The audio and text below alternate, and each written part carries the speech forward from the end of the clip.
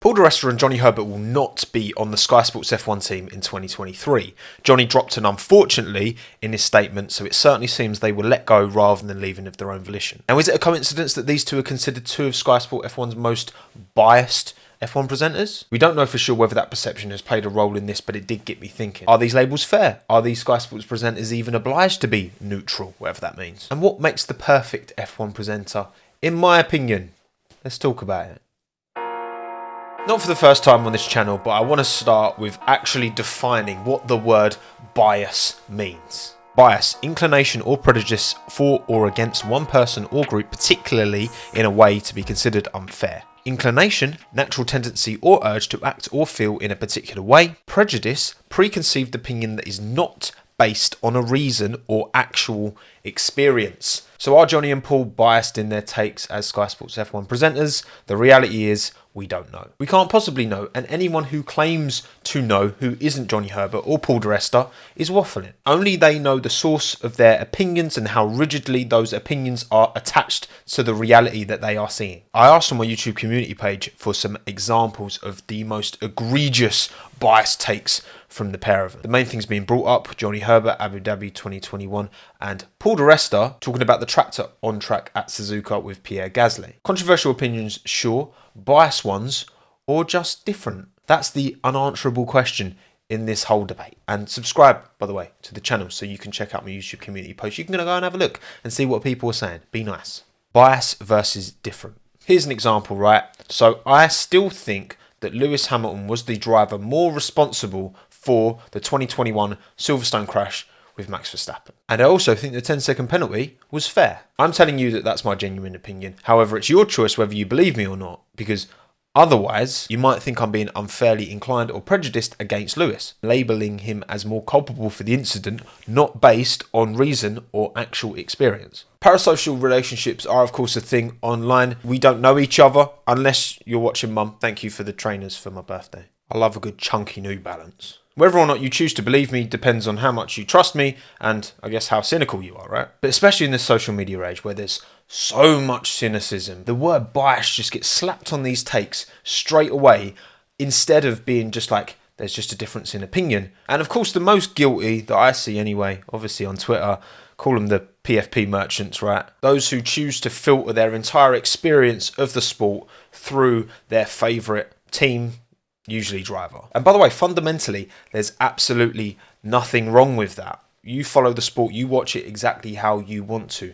The only reason I bring that up is because there are byproducts that come from that perspective. Say you're a Zhou Guanyu ultra, right? Everything you watch is Zhou Guanyu. Every single piece of F1 media, when you watch practice, when you watch qualifying the race, you're only focused on Joey boy. Well, if someone then comes and asks your opinion on Kevin Magnussen, well, your perspective is only going to come from the interactions he's had with Joe. You can't possibly have a well-informed, overall, objective opinion on Kevin Magnussen. Your view's going to be skewed. Combine that with your strong preference for Joe, and potentially you're going to want to defend him and have his back all the time, regardless of whether he's in the right or wrong. And your rating of Kevin is going to be different to the average neutral Formula One fan who does take everything in a little bit rather than one bit in a lot. The things you choose to watch, to read, and the opinions you choose to believe. I put a lot of opinions out there, but not for a minute. None of you should be agreeing with everything I say, because then you're probably not thinking for yourself. I love talking about sport, in part because I love hearing other people's opinions and takes and trying to understand what their perspective is. That's all part of the mental gymnastics. That's the reason why we all love to gossip about sport, the reason why this whole channel exists in the first place. Everyone has an opinion. You can't seriously expect people who are so ingrained into the sport of F1 that they're on the telly talking about it as a presenter, usually as an ex-driver, to not also have their own personal preferences. For example, people like to dunk on Karun Chandhok because of his "I'm all in on Red Bull" comment on Drive to Survive last year. And sure, the most cynical perspective on that is that he's anti-Mercedes, anti-Hamilton, actively dislikes that team and actively wants to promote Red Bull and loves Red Bull and cleans up after Christian Horner. And again, back to the definition of biased, all in a prejudiced and unfair way. Or he's happy to see a new team come in that's potentially going to upset the apple cart and challenge Mercedes and Lewis for the first time properly for a very, very, very long time. On top of that as well, in sport, when there are periods of domination, there always ends up being resentment, whether it's Sebastian Vettel, whether it's Manchester United, whether it's the Patriots. It's only the fans of those teams / sports people who enjoy the domination. I think that's fair to say. I've got a positive perception of Karun Chandhok. I think he's a really good pundit. I think he's very balanced. I think he gives great insight. And because of that, I'm going to interpret these words in a more positive way. However, if you are a big Mercedes Lewis Hamilton fan, or you look at Karun's takes and you perceive them as being biased against Mercedes, then can I see this statement, I'm all in for Red Bull, and understand why some people would think that as being biased? I completely get it. The choice to not be biased. Because as far as I'm concerned, it is a choice to what extent you consciously view the sport through the lens of your personal preferences and your personal preferences only. Like, I'm very open and upfront with my favourites, right? Okay, you might have heard that maybe my favourite driver is Alex Albon. Okay, it's not like I mention him in every single video. I've got a lot of love for Ocon, for Norris, for Ricciardo, for Tsunoda, Sargent, the driver I was rooting for in F2 last year, so I'm really excited to see him in F1. As for teams, honestly, I don't really have a preference. Maybe McLaren if I had to pick, but I mean, them and Mercedes make the best merchandise. That's about where I draw the line. And look, when I watch free practice and qualifying and the race, of course I keep an extra eye on the drivers and the teams that I'm particularly interested in on any given weekend. I'm sure you're the same. No one follows F1 with... Well, maybe some people do, but like I can't imagine anyone follows F1 with absolutely zero attachment in any way, shape or form to any driver or team and is just purely there for everything completely equally. That seems unlikely to me, but maybe I'm wrong. So then when I look at Abu Dhabi 2021, right, the season finale, I'm grateful that I didn't have a horse to back in that race. I was always going to be happy for Max winning a title, for his first world title. I was always going to be happy for Lewis if he'd won his 8th. I'm genuinely glad I was sat on the fence for that one because it made that whole situation so much more enjoyable and entertaining. Like, if that was Albon involved, I would have probably died. Or I would have had my kidney stone like 2 years earlier than I actually did. I had a kidney stone recently, by the way. It was very traumatic for me, but I'm fine now. But then when Esteban Ocon held off Sebastian Vettel at Hungary in 2021, mate, I was losing my mind. The build-up of stress, the fact that Esteban's one of my favourite drivers, going for his first win against an old dog like Sebastian Vettel who's been there, done that, got the t-shirt. He's got plenty of wins. He didn't need another one. The whole race, he was right behind him. And when he got across the finish line and won that race, it was on Veloce. I'll play the clip now. Yes! Come on! Yes! Come on! Yes! Come on! Oh.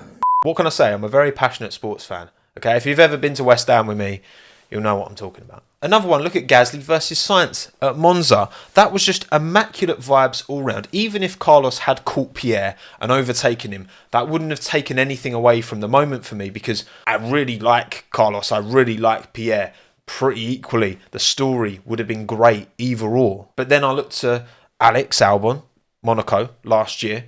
Had an absolute stinker, and I was fully prepared to call him out for it. He got my L of the weekend because he held up Charles, he was dawdling about, he hit the wall. I think he got squeezed by Schumacher, actually.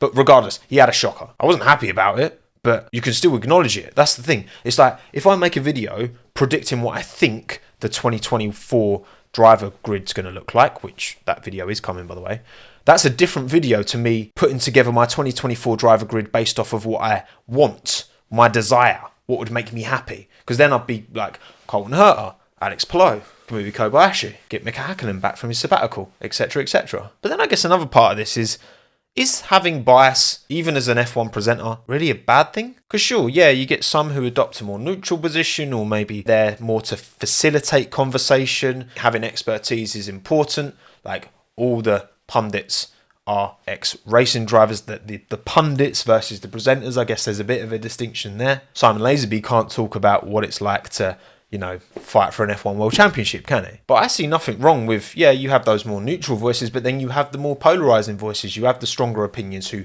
maybe sit on one or the other side of the fence. And maybe that is through just a difference of opinion. You look at football, Gary Neville, Jamie Carragher, ex-Liverpool, ex-Manchester United. They clash on a lot of things, but it's good punditry. All in all, I think it's good entertainment. You're in two different perspectives, two different extremes a lot of the time. But that's not necessarily a bad thing. We get this on the last lap sometimes, right? We'll have guests on who have particularly strong opinions. We'll debate, and then there'll be debate in the comments as well. But then you will get some people who are just like, oh, don't let this person back on again. I'm like, why? Like, just because you disagree with them. It's fine to have opinions and voices in sport, punditry, that you don't agree with. For me, I can't even fathom wanting a world where everyone who's talking about the F1 on the telly agrees with me completely on everything. That's not what I want. That's not interesting to me. That's just an echo chamber. Embrace it. It's okay. And even if Johnny and Paul were a bit biased at times, so? Although actually I do have some bias in this entire subject because, well, not only do I love Johnny Herbert, he's like my hero growing up, but regarding the word bias itself, when I see someone being called biased now online, I automatically just now think the opposite, because it just gets misused so often, or just gets used so frivolously. Like the amount of times last year I would be called anti-Max and anti-Lewis on the same video. It's like the boy who cried wolf. I've just seen it so many times that I'm numb to it now. So what do I want? I don't want presenters and commentators that are all stale robots, unable to think for themselves, going for the optimum inhumane levels of I'm on the fence, I'm neutral, I want presenters and commentators who have favourites, who are open about it, but also don't let those preferences cloud their ability to talk about the sport objectively. If you're open and honest about your feelings towards everything, then when I'm watching and someone gives a take that is pro their favourite driver, okay, I'm always going to have a little bit of cynicism to that, but that's okay. But also, it doesn't mean that they're wrong. When Alex Albon got his P10 in Australia, right, worldie of a drive, me being like, well done, Alex, you were great. It's not because I'm an Alex Albon fan, it's because he did a great job. I think this is how I talk about the sport. Yes, everyone's got rose-tinted glasses, but most of the time, I'm smashing the lenses out of those glasses, and I'm just talking about the sport in as objective a way as I can, and listening to other people and being like, oh, actually, that's a good point. Oh, I didn't think about that. That's what I find interesting. Now, could this departure be something to do with the whole Red Bull Verstappen boycott from last year? I know that was Ted Kravitz, but I don't know. Maybe this caused F1, Sky Sports F1 to reevaluate, scrutinise their lineup. Who knows? It doesn't sound like they're being replaced either, so I guess we'll see what happens. I like them both. I thought they were both really good. There you go. I'm definitely biased towards Johnny because he's my hero. But I thought PDR was decent as well, to be honest. Didn't really get the hate, but then I guess because I'm not sitting on either extreme, maybe I'm less sensitive to it. I don't know. Let me know in the comments below what you think. Anyway, that's enough waffling. Bit of a leaner edit for this one. Hope you enjoyed this video. Let me know your thoughts in the comments down below. Like and subscribe. I almost forgot my outro. My name's Tommo. Thanks again. Have a good one. Ta-da.